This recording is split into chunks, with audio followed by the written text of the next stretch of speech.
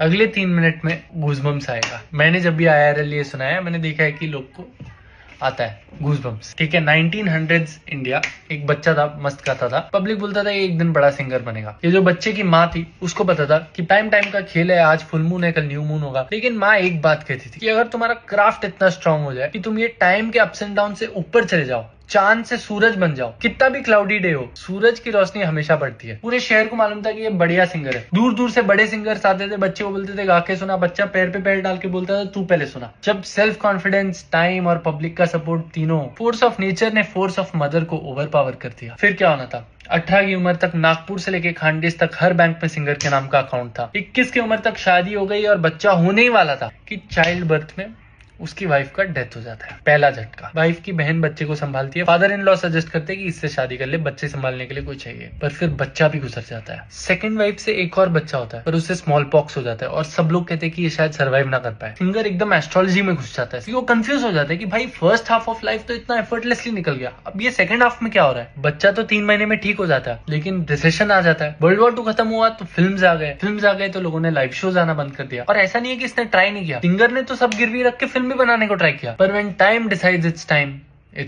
इस पॉइंट तक second wife से और बच्चे पैदा होते हैं तो खर्चा भी बढ़ जाता है। ये सीन इमेजिन करो, एक नया प्ले लगाया, एक भी टिकट नहीं बिका है। वो और उसकी फैमिली एक अंधेरे कमरे में छुपे हुए और बाहर 20 वर्कर्स डोर थपथपा रहे हैं कि हमें हमारे पैसे दे दो। वो वर्कर्स डोर तोड़ के अंदर आते हैं, बच्चे रोने लगते हैं और ये आदमी बस अपना तानपुरा लेता है और गाने लगता है। वर्कर्स सोचते हैं कि ये तो हमारे पैसे नहीं चुका पाएगा, जो मिल रहा है उठा लो। और 20-30 लोग सब उठा रहे, अंधेरे कमरे में ये आदमी तानपुरा में गा रहा है और बच्चे साइड पे रो रहे हैं।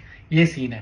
एक और सीन बताता हूँ, और ये मैं अपनी तरफ से मसाला नहीं ऐड कर रहा, कर भी रहा हूँ तो क्या है, पर नहीं ऐड कर रहा। इस पॉइंट तक वो एस्ट्रोलॉजी में इतना घुस गया था कि उसने अपने वाइफ को बुलाया और बोला कि मैं 2 साल में इस डेट पे इतने बजे गुजर जाऊंगा। एग्जैक्ट डेट जो उसने प्रेडिक्ट किया उसमें वो हॉस्पिटलाइज हो जाता है। उसकी वाइफ हॉस्पिटल जाती है बच्चों को लेकर और बोलती है कि आप तो चले जाओगे, इनका क्या होगा। तब तक उसका वॉइस चला जाता है, तो वो सिर्फ ऐसे तानपुरे का एक्शन करता है और स्माइल करता है कि इनको म्यूजिक संभालेगा। इस सिंगर के मरने पे फ्यूनरल पे कोई हेल्प करने भी नहीं आया, सिर्फ टोटल 6 लोग थे।